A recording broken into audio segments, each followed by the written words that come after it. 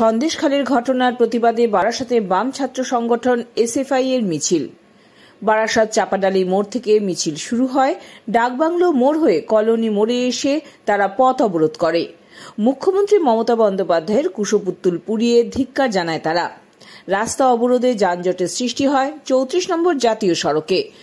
পথচারীদের সঙ্গে এসএফআই এর কর্মী সমর্থকরা ধাক্কাধাক্কি করেন বলে অভিযোগ।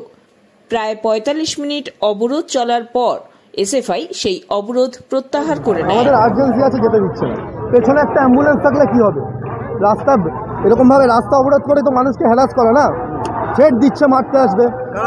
এই তো এরা যারা আছে মারতে আসছে, বাইকের চাকায় লাথি মারছে, বাইকের চাবি নিয়ে নিচ্ছিল, মারতে আসছে। তারপর কি দাদা পুলিশ এসে ঠেকালো? এটার মানেটা কি? অ্যাম্বুলেন্স দেখুন, পিছনে একটা অ্যাম্বুলেন্স আছে। এখানে কি হচ্ছে? এরা কিচ্ছু না, 35 বছরে কিছু করতে পারেনি। এখানে এসে ঘটনা ঘটেছে, আপনারা সবাই জানেন।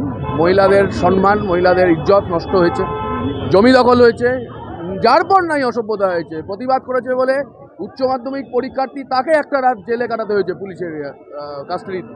এই সব কিছুর প্রতিবাদে সারা পশ্চিমবাংলায় যে আন্দোলন চলছে, সেই আন্দোলন সারা রাজ্য জুড়ে যেমন চলছে। গতকাল বসিরহাটে এসপি অফিস অভিযান ছিল এসএফআই ডিওএফআই মহিলা সমিতির। সেখানেও পুলিশ নারকীয় অসভ্যতা করেছে, অসভ্যতার শেষ নেই। পুলিশ খামচে দিয়েছে, পুলিশ কামড়ে দিচ্ছে। এটা পুলিশ না হেপা কুকুর, বোঝা যাচ্ছে না।